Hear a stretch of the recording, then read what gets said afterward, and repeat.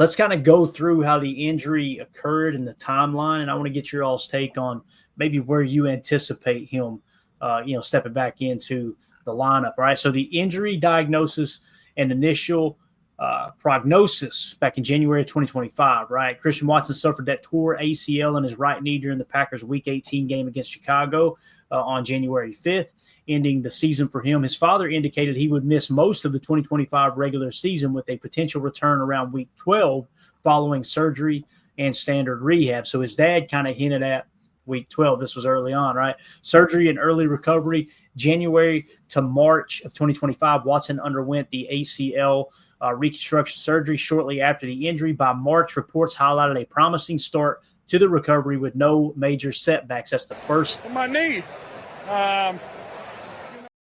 First step in the process is no setbacks with the surgery, right? That's what happened with Bach over and over and over again. Yeah. Positive updates came in the spring. In May of 2025, Watson provided a positive self-update on his knee, recovering during OTA, stating he was ahead of schedule. Head coach Matt LaFleur confirmed this, noting Watson's progress, but emphasizing caution. All right, mid-off-season progress. So in June of this year, by minicamp, Watson appeared ahead of schedule in his ACL rehab, participating in limited activities. LaFleur gave an honest update, warning of potential limitations, but Watson shared videos showing improvement. Reports suggested he could return sooner than initially expected. All right, now let's get into training camp here real quick. Well, let me just pause there and get your all's take up to this point. I love how the coaching staff, his dad, and I'm sure the trainers are going, hey, everybody chill out, right? Mm-hmm. And Scoot puts videos of him running routes out there like he's going full throttle and everybody else is trying to – it just shows you the type of competitor that Christian Watson is. Tim, what do you think so far? And we'll continue on here with the rest of the information we got. But, man, this is looking good for Scoot, man. He's looking good. You got to see it firsthand at camp, right? Him riding the bike gave you the fist bump on his way to the practice field. What are we thinking about Scoot? And I'm keeping an eye on stuff like this. This is a great shot here. He's, constantly running and moving. I hang out in that back corner and kind of watch the rehab group. I've been having my eyes on Quay these past couple of days. I can't wait for Scoot to, pop over there and start doing a little more. And we start seeing more and more as we advance through the preseason. I liked Ron Sandville's comment, maybe after the bye. I mean, that might be, wishful thinking or an extremely early timetable. But, I mean, if we're talking at the bye, after the bye, around that time of the season that he's looking like he's about ready to, hit the field and see some game speed, that's going to be, a great thing for us. And, Scoot's had to deal with this his whole career. Like, everyone, I know I'm not the only one on this pod that's sick and tired of the glass comments and, all this nonsense. I mean, he's had to prove himself since the minute his feet hit the ground here at 1265. And, he handles it like a total pro, and this is a guy you want to root for and you want to see successful and come back ahead of schedule. I think it's a foregone conclusion that he will be ahead of that initial prediction. I know we were excited for Thanksgiving, possibly. I even joked about, sometime in October around my birthday, maybe we'll see Scoot play in the game. But I fully expect that regardless of what the timetable is, he's going to exceed it. And it's going to be earlier than a lot of people expect, much like we saw not too long ago with Rashawn Gary and his progress with a very similar injury. So go Scoot, go. That's all I got to say. Yeah, and a couple comments here, Jacob. Whiskey61, it might be the coolest name on YouTube. I love it. 12 personnel with Christian and Savion is going to be epic. And then Coach Lynn comes back and says 11 personnel with Watson, Golden, Reed, and Kraft will be unstoppable.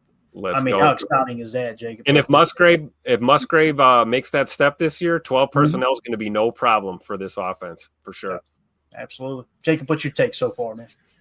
Yeah, I mean, I really do. I'm sick of the glass stuff. I just asked Grok, so maybe it's not exactly accurate, but I asked, would you consider Romeo Doubs made of glass? I wouldn't, personally. Right. I don't think so. But him and Watson have missed similar amount of games. You know what I mean? With Dobbs's head injuries and certain other things that had to keep him off. And the way that Watson got hurt, it was a legit injury. And I just think that he is a difference maker. Everybody talks about how we don't have an X, we don't have this, we don't have the number one receiver. I always like the way that Clayton describes number one receiver or the quote unquote X. If it's a true number one, basically it's somebody that the defense has to dictate what he's going to do on every play. Is that fair to say that, Clayton? Yeah. I think so. Yeah. I firmly believe that when Christian Watson is on the field, the defenses have to know where he is on every play. I really do feel like that, especially when he's healthy. And I hate that adage too. I hate that verbiage, when he's healthy, right? But when he is, the guy, like, he is just an absolute field stretcher. He's a difference maker. And now the fact that we have some other guys behind him, maybe Mr. Golden, Bullet. If you got a guy named Scoot and a guy named Bullet on your wide receiver core, you better have some fast DBs, man, because they're going to be leaving them in the dust, So I'm very excited about when he comes back, whatever time that be. If it's week 4, week 5, week 6, week 12, I'm ready to have him absolutely add a burner to this offense. Yeah, and what's awesome about what you just said too, Matthew Golden in a moving Z spot, 4.2 40 speed. Christian Watson, whether he's playing X, Z, and you move Golden over to X from time to time, you could take that route if you want. 4.2 40 speed, so you got those just absolute burners. We're not even talking about Jaden Reed, who, by the way, has outperformed every other receiver on this roster, including Christian Watson. That's not a shot at Christian Watson. That just shows just how damn good Jaden Reed has been since he came in the league. So just want to throw that out there too, man. It's going to be exciting with 11 personnel. Training camp status. Let's get into it here most recently, right? July 2025, placed on the physically unable to perform list, also known as a PUP list, at the start of camp on July 21st, meaning he won't practice initially and could miss the first 4 games if not activated by August 26th. So you got kind of a deadline there. If he's not activated by August 26th, he's going to be out the first 4 games, which I think we're all anticipating at least the first 4 games, right? So that's how that'll shake out. However, he's on the fast track, rehabbing diligently all offseason and now performing various running drills, including change of direction work. That's a huge step. Latest coach and player comments in July earlier this month, probably just a few days ago. Head coach Matt LaFleur described Watson's recovery as outstanding and noted his hard work. Brian Gutekunst, the general manager, indicated Watson could return to the active roster sooner than anticipated. Watson himself told reporters he's in a, quote, really good spot in rehab. Now, shifting to social media, Christian Watson's dad, we interact on there quite a bit, man. Really, really like him as a follow. He said almost 6'5" and 220 pounds, moving like a gazelle. Can't wait till it's go time. Apparently, he also has more fans amongst the Packers faithful than his haters would like, and did the fist bump emoji. And as you can see here, he had just quote tweeted at Alec_332, said, fan to Christian Watson, quote, when are you coming back? Watson with a smirk, as soon as I can.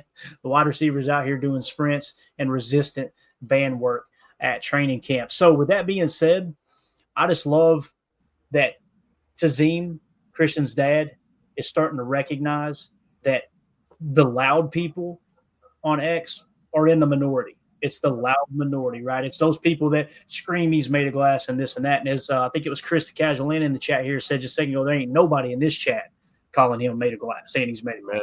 Yep. I love the community we created here, and it has nothing to do with me, Tim, Jacob, Amelia, or anybody who helps with the pod. It's the group of fans that have kind of gravitated towards the chat. I love the way that we get in here and talk ball. So, going to be a lot of fun, man, to see when he actually makes his return. And when he does, could you imagine if the game he comes back, Tim, it's at Lambeau Field, and when he comes out of that tunnel onto that field active on game day, oh my God. Oh man, it's going to be fire. And, like Jacob was talking about earlier, you always talk about a true number one, right? A guy that whether you're in zone or man, the defense is going to tilt when Christian Watson's on the field, period, point blank. You can send him in motion, see if a guy's following, maybe tip the coverage. But even if they're not in a man and they're sitting in the zone, that safety is going to shade. He's going to shade towards Christian Watson. And that's a true field tilter. And, I think, honestly, it may prove that he's just one of many that we have on this team when it's all said and done. But getting a guy like him back, in the prime of your season, kind of rounding out that first, quarter or first half of your massive 17-game season in the NFL, it's going to be a huge boost to this offense for sure. Yeah, definitely. Jacob, any other thoughts on Christian Watson here, man, before we move on? Just what Coach Len says here. He says he can't be made of glass when he blocked the way that Watson does. And I think that might be his – I think it has to be his most underrated part of his game is that everybody thinks he's a field stretcher, a burner, possession receiver, whatever you want to say, which I think is true.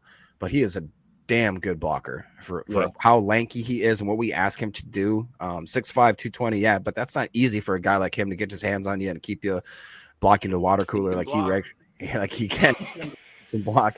And the last thing I wanted to highlight was, I think Deadfish made a great point here. He says Watson's a difference maker. Golden betters Watson's speed. Williams matches Watson's speed. I see Golden and Williams as an insurance policy for Watson. That's how important he is to the offense. Yeah, that's a great point right there. Great point.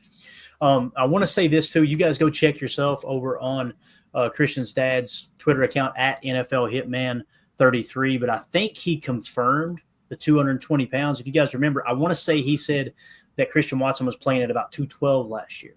I think that was the number he was at. So nice. This is 2 years in a row that it sounds like he's beefing up a touch, right? Maybe they asked him to put on 10 pounds or something, and he's, almost there. A couple more to go.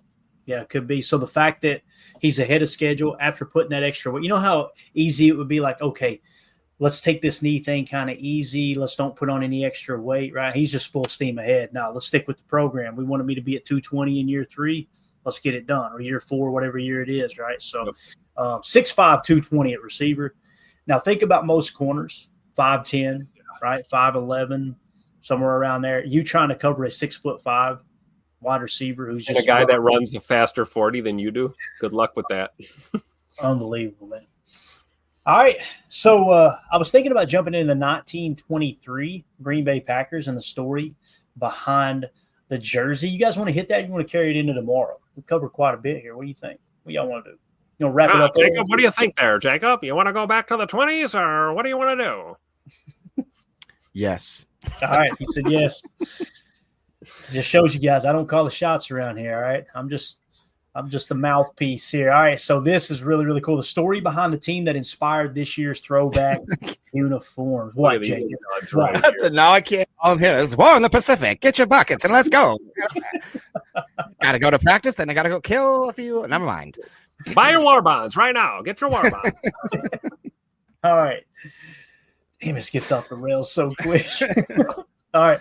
So the Green Bay Packers professionals, state and Northwest champions is what it says here in 1923, right? And it's I guess the credit goes to the Stiller photo. I don't know if Stiller was maybe the person that took the picture.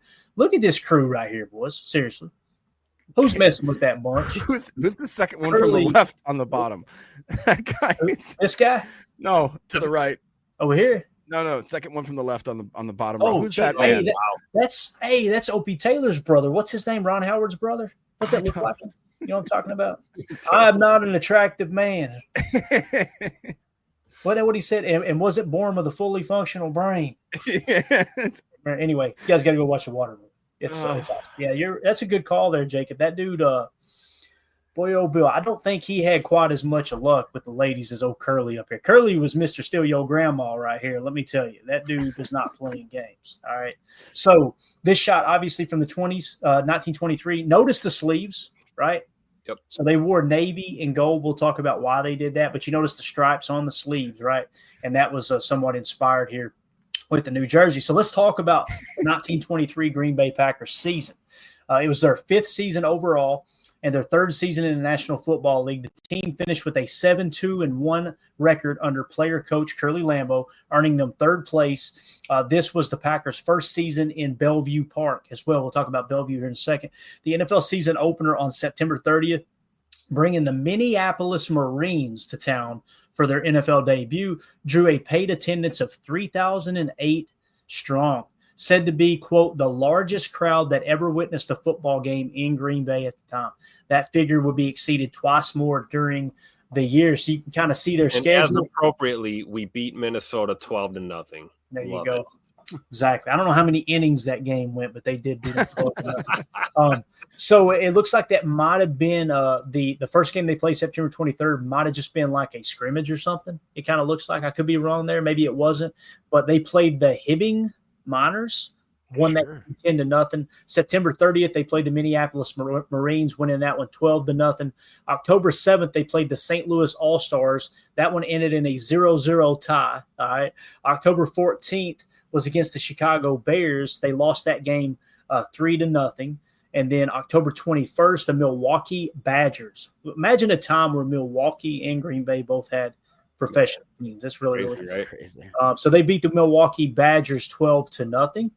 They played the Racine Legion. They lost that 24-3. And if you guys are wondering, man, that's kind of a butt kick in there. I specifically remember this game. There was controversy.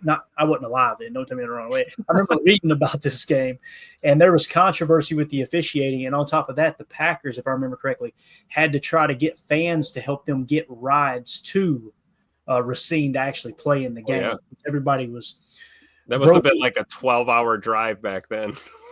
Everybody was broker than a fan back then, man. No doubt about it. So November 4th at the St. Louis All-Stars, they won that game 3-0. Then they played at Sportsman's Park. That's a legendary baseball stadium there in St. Louis. And I was wrong. So the October 28th game was the game at home against Racine, and that was the controversy around the officiating. And then it was they traveled to Racine. That's the game I believe they had to get help with travel. They win that game on the road 16-0. November 18th, back at the Milwaukee Badgers again. They win that game 10-7. November 25th, they played the Duluth Kellys, won that game 10-0. And then November 29th, week 10, the final game of the season, they played the Hammond Pros and won that game 19-0. That defense playing pretty solid, wasn't it? See, we're pitching shutouts whenever we can. See? What, Jake? Is that Hammond like on the like Hammond is like 10 miles away from me? Is that really? I'm sure it is. Yeah, that's crazy, bro. That's crazy. Yeah. It's cool to go back in time, man. Look at Curly Lambeau out there, son, throwing that grapefruit around, that watermelon around. That's not a grapefruit. What am I talking about? So the standings, the Canton Bulldogs ended up winning the NFL that year. They went 11-0-1. The Chicago Bears finished second at 9-2-1, and then the Packers finished third at 7-2-1 with the Milwaukee Badgers right behind them at 7-2-3. Really, really cool. You see the Chicago Cardinals down there. The Chicago had two teams at the time. Chicago Cardinals finished 8-4. To the best of my knowledge, the Chicago Cardinals is the same franchise that today is represented by the Arizona Cardinals. They just moved to Arizona. So really, really cool. Why? It looks like some teams only played like 7 games and some played 11. Bro, I can only imagine, man. Because it's probably can you guys get together and play a game? Yeah. Championship. So it's a lot of fun looking back on this stuff. Here's the roster. You ready for this? I don't think y'all ready for this, boys. Linemen. Look how many linemen there were. There were just linemen and backs. Yeah. You've got Cub, but you know what? I need one of you two guys to read this entire roster in the Buckets Goldenberg voice. I don't care who does it. Maybe Tim. Why don't you take the lineman and Jacob, you take the backs. Let's do it. Starting on the line, we got Cub Buck, Jug Earp, Milton Moose Gardner, Jack Dolly Gray. The Dollies really love Jack. We got Norbert Hayes, Wes Leeper, Dewey Lyle, Jab Murray, Wally Neiman, Vincent the Cowboy Wheeler, and Whitey Wooden. Jacob, you got your work cut out for you, man. That's pretty good. And rounding out the backs, it's Mert Bassing. Coming in next is Patrick the Buck Gavin. Harold Hansen's coming in after that, followed by your favorite Curly Lambeau. Charlie Mathis is coming in, followed by Stan Mills. All right, so that was your 1923 roster. Let's talk about some of the stuff that actually matters, as we've completely disrespected this historic team in Packer history, right? So one of the things that made the 1923 Green Bay Packers so important was the stock. It was the very first stock drive, right? And you won't hear anything about the fan that fell, but there was a fan that actually had a slip and fall, right? And he was suing the team. And many people said he was drunk. He was on the old sauce at the stadium. And tried to blame. He was drunk. I'll guarantee you that. If it was in Wisconsin, he was drunk. So that slip and fall lawsuit is what forced the Packers to try to raise funds, right? That was really what sparked it. But all this came from the Packers website. Let's kind of go through it. So the NFL transferred the franchise into the name of the company, still in the making, the Green Bay Football Corporation. Door-to-door sales, all right? Door-to-door sales were launched on August 18th, 1923 to raise money for the team. Shares were sold for $5 each. There were 1,109 shares sold to 204 different shareholders, keeping the Packers alive, right? So the Green Bay Packers $5 each in 1923, the equivalent of $550,000. The Green Bay Packers conducted their first stock sale in 1923 because the team was facing severe financial difficulties and needed to raise funds to avoid folding. Founded in 1919, the Packers had been struggling with debts and operational costs, exacerbated makes me think of, never mind. By the loss of their sponsor, the Acme Packing Company. You guys know for a short time they were known as the Acme Packers, right? So they lost that sponsorship and poor attendance. So they were just in the tank, right? Yeah, Acme Packing Company was the originator, right? That's really convinced them to give us some footballs and some shirts. I think it was originally called the Indian Meat Packing Company. Yeah. And I know people are going to, he said Indian. Listen, buddy, got Cherokee in me. I think I'm allowed to say it. Calm down. I'm sure you're pasty white and saying I'm not allowed to use the term Indian. Get over yourself, okay?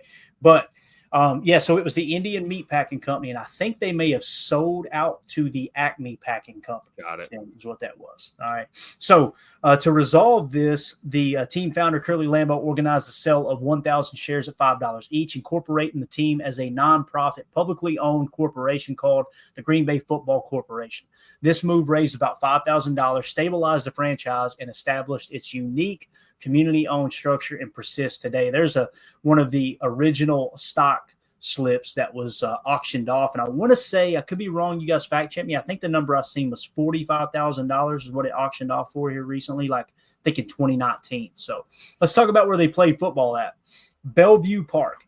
Packers to play at Bellevue Park. Bellevue Park, whose seating capacity was increased to around 3,000 and later 4,000, was home to the Packers during the 23-24 season. Look at that group right there, Jacob.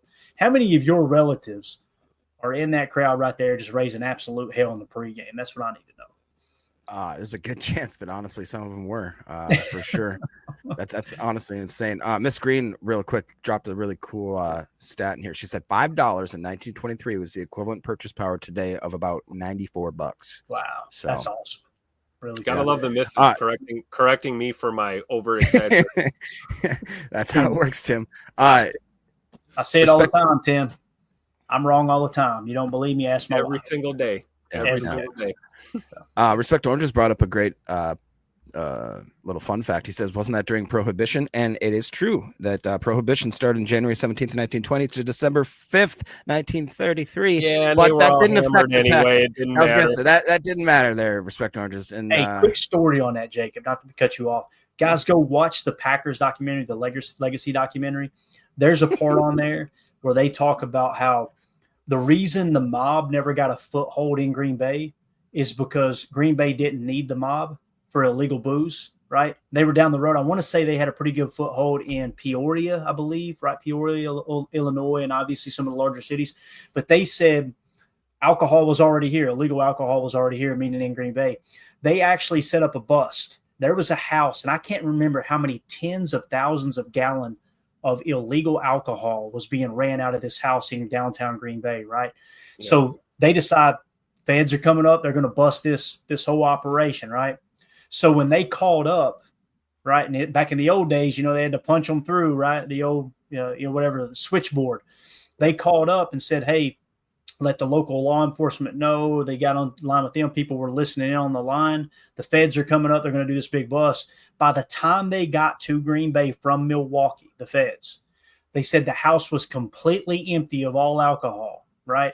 Never arrested a person. Well, I take that back. One person was arrested after it was all said and done. It was the federal agent that went up to bust them. He ended up doing time for trying to bust them, and they smuggled every bit of it out of the house. So, again, yeah, that was a cool little story. I didn't mean to cut you off. Call out the switchboard. The fuzz is coming. Johnny Law's coming. Exactly.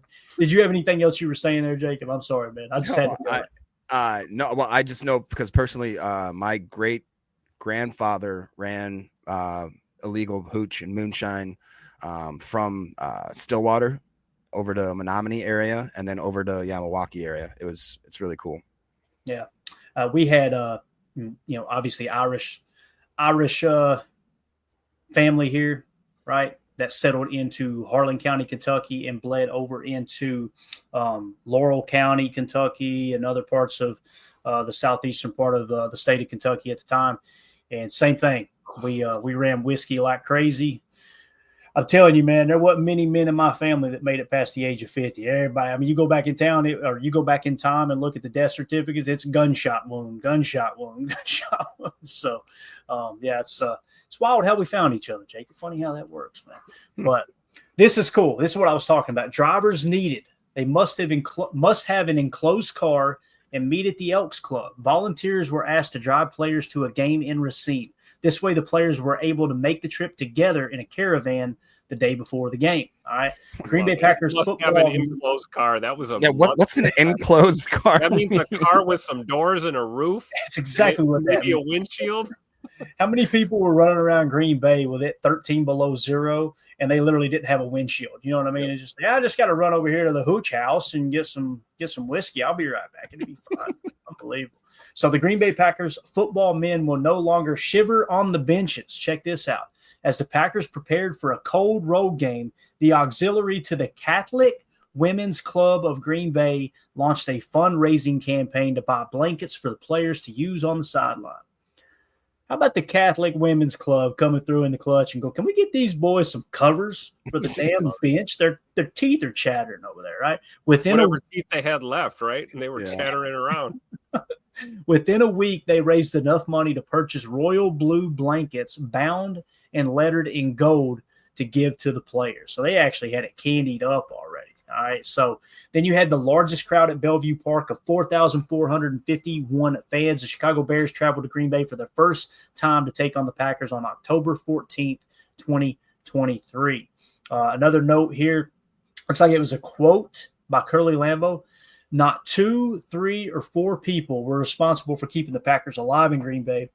The people, the fans of Green Bay, did it down through the years. So tell him, Earl Curly Lambeau. You tell him. That quote is still true to this day. I love it. If you guys have not read the book, Lambeau, the Man Behind the Mystique, I know Tim's got it. We talked about it over and over. It is unbelievable. If you want to know, look at Tim. There it is. Bang. Go get that book. Search Lambeau, the Man Behind the Mystique. And I'm telling you. Now, if you don't read well like me, like I don't read well, there's not a lot of pictures in it, okay? You're going to be disappointed there. But I'm telling you, that book tells you everything you need to know about Lambeau. Good, bad, indifferent, right, Tim? It's just a great book. So make sure you check it out. Now, go ahead, Jacob. What do you got? Not that he's I laughing can't. at Afam just showed up out of debauchery nowhere. in the comments. Never mind. I'll see it. There you go. All right. So inspiration for the 2025 throwback. We showed you the uniform earlier, right?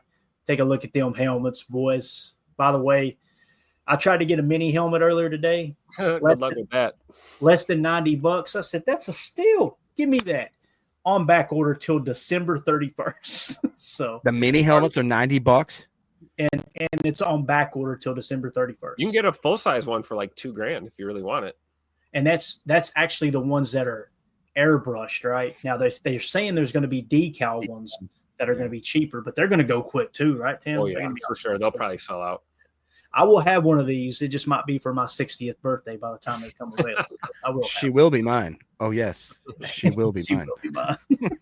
So look at X sporting the uni there, and notice the stripes on the sleeves. That's what I was talking about. If we go back up, that's kind of paying homage to the stripes they put on those sleeves. Look at my man right there trying to flex that bicep. Oh yeah. Oh yeah. While sucking in that belly, he's sucking that belly in and doing a flex. Yeah, I don't feel like this guy had anything to do with the team. I think he might have robbed a bank and just slipped into the picture at the end. It kind of looks like right there. I was with y'all the whole time, Shay. Josh Jacobs looking good in that new uni as well. Look at J Love, boys. Yeah. That helmet's sick, man. That helmet is just – I heard somebody the other day – listen, I love Brian Bulaga. I got all the respect in the world for Brian Bulaga. He's like one of my favorite Packers of all times, right? He always played the game the right way. He never took himself too serious. He's talking about the uni the other day, and he said, I love the uniform. I just hate the helmets. Looks weird. I don't like it. I'm like, Bulaga, how are you going to break my damn heart like that? How do you not like that helmet? That helmet is sick. That's odd because Bulaga looks like he should have been in the 1920s. Yeah, he looks like Bucket Goldenberg. He looks, exactly. He looks like Bucket Goldenberg. All right, moving along. Why did Curly Lambeau choose blue and gold? The Green Bay Packers originally wore blue and gold uniforms because the team's founder, Curly Lambeau, was a Notre Dame alumnus playing for legendary head coach Newt Rockne. When Lambeau returned to Green Bay and created the team, he adopted the school's colors of navy, blue, and gold for the Packers. It was a common practice in the early days of the NFL, with coaches often drawing inspiration from their own alma maters when designing their team's colors and uniforms. You see here, this is Curly Lambeau as a freshman playing for Newt Rockne. You know, you guys probably know the story. What happened was he and you see right here, Win one for the Gipper. That's the Gip right there. You ever heard that story? If you haven't heard it, go look it up. I'm sure you'll find a YouTube video on it as well. That's the Gipper right next to Curly. So Curly ended up getting strep throat and had to drop out and move back. He got like deathly. Back then, it was strep will kill you, before the, modern medicine. You stepped on a nail, you were dead. Exactly. So cut it off. He got so sick and he ended up moving back home. So he only played for Newt Rockne for 1 year, but his inspiration also was the reason the Packers came out humming that tater around the stadium there, throwing the football more than most people did, right? Because that's what Newt Rockne liked to do as well with the old box offense and all that. So Curly returns back to Green Bay and starts the Packers. I just wanted to throw that in there. I thought that was really cool. That's why they chose the blue and gold colors, because that was Curly's, colors at Notre Dame. And just full disclosure here, you guys know I grew up in Kentucky, a Kentucky football fan. I also root for the UT Vols because I live in Tennessee, have since 2000. But the reason I'm a Notre Dame fan as well is this right here, the historic ties of the Green Bay Packers. It's like if you don't have a college team and you want to get into college football, start studying up on the history of the Notre Dame Fighting Irish, and you've already got so many ties of Notre Dame to Green Bay. It's really cool. Tim, what do you got down there, man? Looks like you got something ready to show. Oh, it's interesting that Brian Balaga didn't like these uniforms. He had to wear this iteration of the uniform, and I think we would all agree that clearly the new 1923 concept is definitely better, right? Yeah, and I actually liked these unis when they wore them. I did too. But you're right. The helmet, though, we're talking about the helmet. He said he didn't like the helmet. Yeah. So let's look at the helmet. What do you guys think?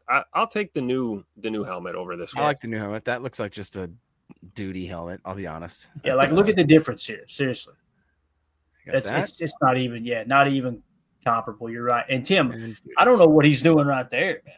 But my man he was moonlighting as an umpire during the offseason, and he's calling safe. He's safe. Now he did talk about these uniforms specifically. And this kind of ticked me off, not at Balaga, but at the team a little bit. He said those pants were extra stretchy, like Nacho Libre, my stretchy pants, right?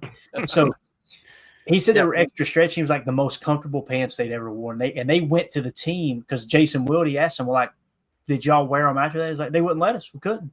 They went to the team and was like, can we wear those type of pants the rest of the year, like where they're kind of that stretchy material? And they said, nope, can't do it. Sorry. Which is really odd, but they said those pants were like Chancho's sweats. Look at his right knee pad is on his inner thigh, so they must be pretty stretchy. You see that? I see that. Yeah. Sometimes when you're in your room, you wear stretchy pants. It's for fun. So there you go. There is a rundown on why the Packers chose those uniforms, and I'm telling you, gents, I'm excited about it, man. That game. Do we know what game they're going to be wearing it? We do not. We haven't heard anything official. At least I haven't. But I'm going to be honest. The Pittsburgh Steelers are going to be wearing their throwbacks. I've got this sneaking suspicion in my heart of hearts that we will be wearing these on the road in Week 8 in Pittsburgh. Which means the coaching staff would have all the throwback stuff on as well. Right, like it was. No, that's a guess. Don't quote me on that. That's a total speculation. No, I'm with you, Tim. That's the first thing I thought too. As soon as the Steelers announced they're wearing their throwbacks against the Packers, it's like that would be a real missed opportunity right there, man. They didn't for sure. And if it's anything like they did with the 50s throwback, and they went over real well, they wore them again for another game. So if we wear them on the road once this year, I got a feeling that they might wear them do it at home. Yeah, we'll do one at Lambeau, I would think for sure. Yeah. Is there anything we missed tonight, guys? Anything at all that you could think of we should have covered? I know we went through a lot of information. I tried to get all that out tonight. That way tomorrow when we go live, because we got a training camp practice tomorrow, right, Tim? Am I thinking right? Sir.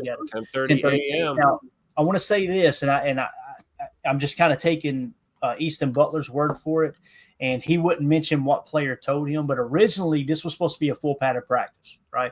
He said that a player told him that it's not going to be a padded practice. That's not coming till Monday. So they must have pushed it back. We'll find out if that's true or not. And that's not a knock on him. Don't go hounding him if it is incorrect. He's just relaying the information he heard from a player. And I'm glad he didn't mention the player too. But nonetheless, we will have a practice tomorrow, 10:30 a.m. Central Time. The plan is for us to go live during that practice. So what we may do is shoot for 11 a.m. Central Time. That way the practice kind of gets well underway past stretches.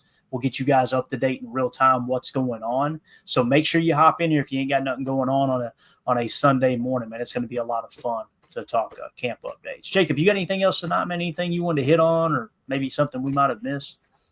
I got tons of stuff I want to hit on, but I'll stick it to the Packers. They're not in here right now, though, are they? Nah, they already went to bed. I'm gonna have to.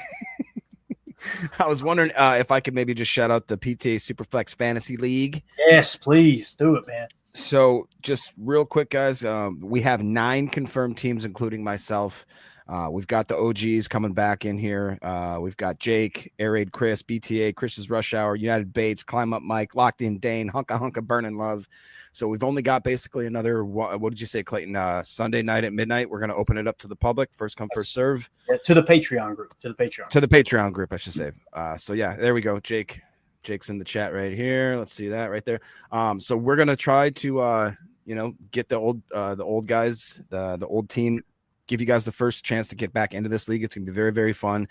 We right now have 5 slots open. So if those are left unopened or unfilled, then all of a sudden, I know that I got Elijah Gwynn, I believe, was in the Patreon chat asking to get in. So yeah, I would maybe start making requests. Like I said, we're going to leave it until Sunday night, midnight, before we start taking anybody that wasn't in the previous year's teams. But it's going to be fun, guys. It's going to be very, very fun. Yeah, I'm going to do it right now in the chat in there, Jacob. If you guys are wondering what chat, you get access to all our chats over in our Patreon group as well. It's really, really cool in there. I'm going to put Fantasy Overflow, okay? That sounds like a bad movie, don't it? Yeah. So Cody Davis definitely asked to get in, right? So I'm just going to send that. You copy, paste anybody else that mentioned that they wanted to get in, Jacob. And again, just know, guys, that if you're on that overflow list, you're next in line, but they got till midnight tomorrow night, okay, for anyone who was in the league last year to join. We want to give them first dibs. And if we need a second league, we will, but it's looking like we might just add a couple of newcomers in there and keep it moving. Thank you for bringing that up, Jacob. I would have forgotten that. So, sure. Tim, you got anything else, Bob? Ready for practice tomorrow, baby. Let's go. Yeah. Are you going over? You know I am. Heck yeah. Jacob, are you available for the live stream tomorrow, sir, or no? What time are we thinking? Probably around 11 Central. Sure, I can do it. Yep. Cool. So me and Jacob will be live in studio. Tim will be boots on the ground over there. If he gets a chance to hop on, you can, Tim. But we're going to be looking for your tweets. We'll have what we do on these live streams for camp, guys. I'll have multiple Twitter accounts, X accounts pulled up in separate windows here on the NASA computer, and we'll be ready to go to each tweet as they come in. So Tim will be one of them that we'll be highlighting tomorrow as well. So we'll just be getting pictures, video, and just talking Packers camp, man. It's going to be a lot of fun. So make sure you jump in here tomorrow for that live stream. It's going to be a crap show. It always is, right, Jacob? We do something live, but we're going to have fun while we do it. So absolutely. Can't wait. Do we get a special request? I seen the Crappers Full comment there. Let me get my – oh, no. Where'd he go? Talk amongst yourselves for me. I guess make sure you like and subscribe if you're enjoying this content. Yeah. One thing too. Clayton gets his National Lampoon's hat on real quick. They're about to unsub right now. You ready for this? Got that Cousin Eddie look. You know what I'm saying? You just need a stogie, man. You need a stogie and a bathrobe, and you're in there. It's a baby, see? Yeah. It's a baby. Yeah. Can't smoke anywhere nowadays. Well, we need somebody. You know how we do the splat on the film breakdown where we screenshot it, throw the red arrows. You guys tag me in a tweet. Give me the Cousin Eddie tag right here, okay? Screenshot it, throw it on Twitter. I'll try to ignore it and block you, okay? That's what we're doing. All right. We're out of here. Appreciate everybody hanging out with us, man. We had a big group in here tonight. You guys are awesome. Just on a random Saturday on July 26th where there wasn't even practice today. We just had a full house. This was a lot of fun. Jake G126 with the super chat. Thank you, buddy. Said that hat is worth a tip, Roger. Thank you, Jake. I appreciate that. If Mandy's watching downstairs, she's going to go, yeah, I agree. So we better get something out of it. My husband up there making an ass out of himself live on TV. You think God never farted? Alfred E. Newman. Is that the dude from the Mad magazine? Am I thinking yes. right? Yeah. I do kind of look like him when I pull the ears out. Got it. All right. Too old for this. Just the tip, though. All right. Appreciate y'all. Let's get out of here. Again, thank you, Jake, for that super chat, that tip on the way out. Also, shout out to Celestial Prophet 20 for becoming a member here on YouTube. We'll see y'all on the Patreon group. Hit us up over there. As always, let's go out and be the change we want to see in the world. And go, Pack, go. Here we go. Bye, guys.